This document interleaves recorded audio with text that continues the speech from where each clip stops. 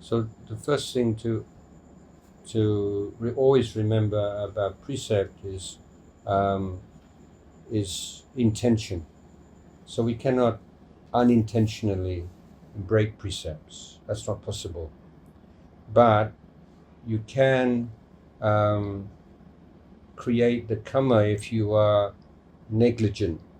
So this is also recognized in law, where you can be prosecuted for criminal negligence. So for example, let's say someone drinks alcohol and then drives a car, and then they hit somebody with their car, okay? So they can say, I did not intentionally hit someone with my car, I was drunk. So that's true, but the intention was to drink alcohol and knowingly drive a car, knowing that you will be unable to control the car and you could be a danger to other people. So this is the intent. There is a tension, like one step back from that. So the intention to drink alcohol and drive while under the influence of alcohol, even though at the moment that you lose control and you unintentionally crash into someone, you don't intend to do that. But for most cases, then we're always taking intention for. But then, and that would also mean that, let's say, if you would drive, every time you drive a car, especially in some season, for sure some insect are going to be hit by the car and die. So it's almost impossible to drive your car without some insect dying, but that's not your intention to kill the insect. And you can't, it's just something you have to accept. And the Buddha just drew a line like this, make it more practical. Because if you see the Jain religion, it's just too far. That they have to sweeping, the Jain monk, wherever they go, sweeping the ground, and they have to have sometimes some cover over their nose, because every time you breathe in, there's all this tiny creature get drawn into your nose and die. So what are you going to do? Stop breathing, You have to have some kind of a boundary and say, this is good enough. So with precepts, it's really important to understand that the difference with Buddhist precepts and like commandments in other religion.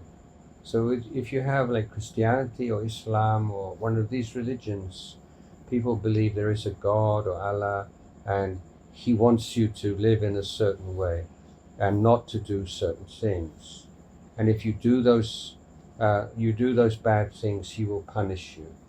And if you do good things, He'll reward you. So this is a punishment, reward, ethical system. But Buddhism is not like that, because we don't believe there's someone who decides on rules and then has the power to reward or punish you in that way. But there is a law of Kamma, which is not a personal thing. And so we study the law of Kamma, understand Kamma is intention. You see, if you have the idea that morality comes from God, then it's like, if you compare with politics, it's like dictatorship. You have a dictator, everything depends on the dictator. So if you have some personal connection, you can speak, please don't punish me for this. And maybe you can get away with something because the rightness or the wrongness is all related to this one dictator. Whereas in Buddhism we say these are laws of nature. You can't ask someone to take this away from you, or you can't do some ceremony to take this away from you. So intention will always have results, but the results are not so easily seen. because only some of the results of our Kamma will be seen immediately or within a few days or something. Some of the Kamma will ripen in next life and some in future lives. So it's not something that you can prove by just looking at your it's not like, oh, you do this one and then this bad thing will happen, like a balance like that.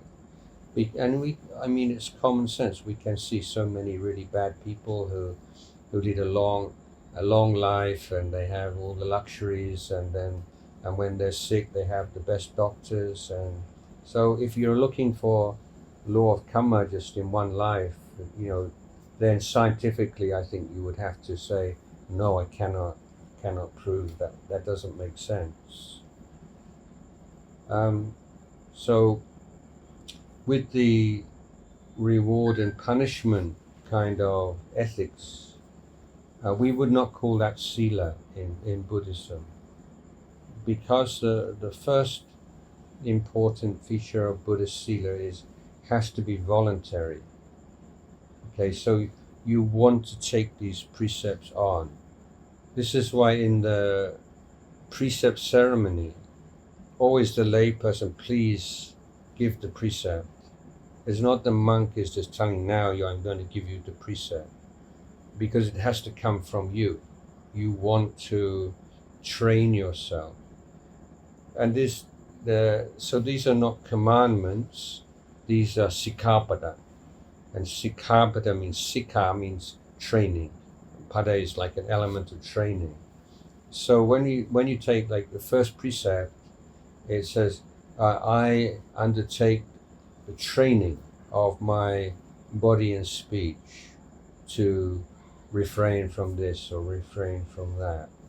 So it's taking on a training, each rule.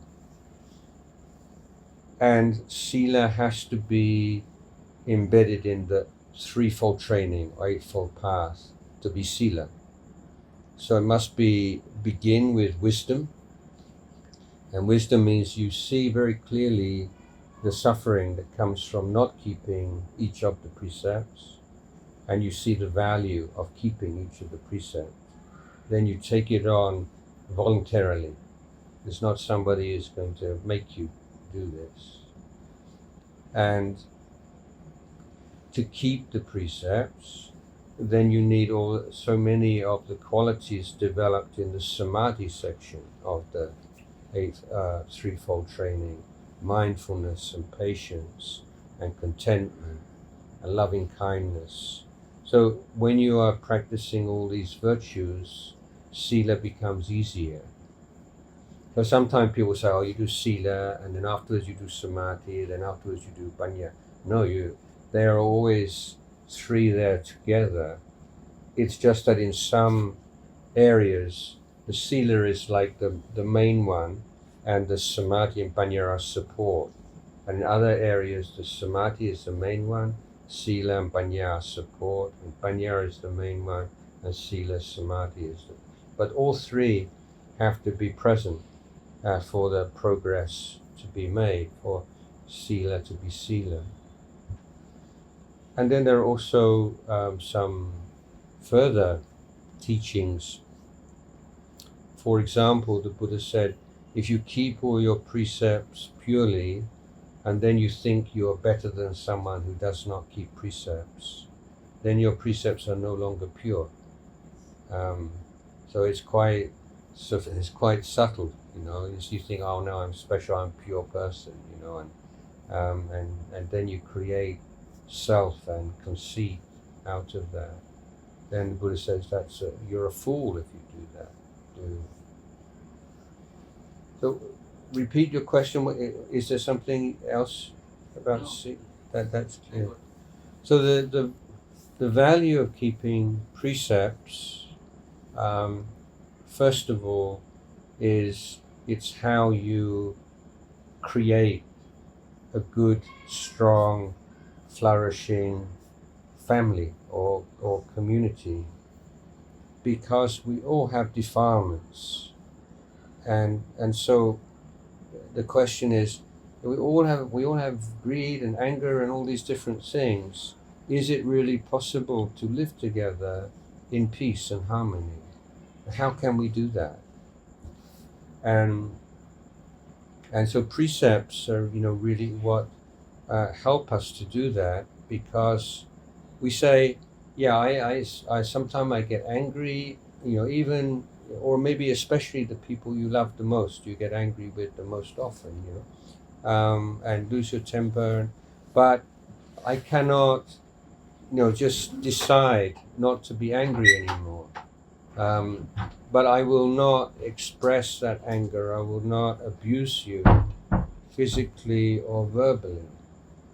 And so if you're sincere about that, the people around you feel safe, and they feel, can relax. Yeah, he loses his temper, but he's never going to hit me. He's never going to swear at me. So it's workable. It's a realistic standard, isn't it? And same with taking what's not given, or in a family not committing adultery. So then again, you say, I'm a normal human being. Sometimes I see other women, they seem attractive, maybe I even feel I like them. This is just normal, natural feelings of human being. But I will never act upon them. I will never speak to somebody. When I have these feelings, it will only be feelings. That's all. I will never act upon them.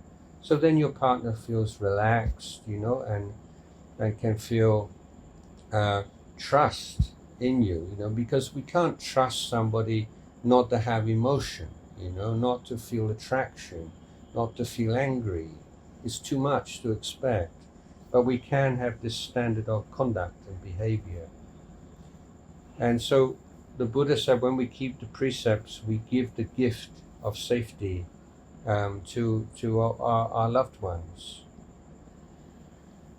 And the result of that internally is we feel self-respect, because when sometimes there's some pressure to break precept, sometimes some temptation, but when we know we can keep within our precept, even when there's some pressure, even when there's some temptation, we respect ourselves.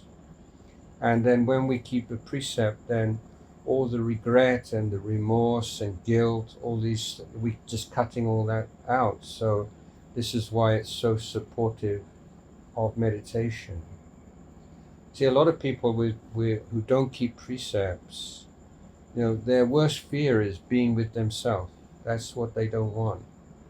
So they're always wanting to be do this, do that, or have some activity, or drink some alcohol, or because they cannot bear to be with themselves. But when you have to keep the precept, you like to be with yourself, you feel good. So this is why Sila is important foundation for samadhi and panya. So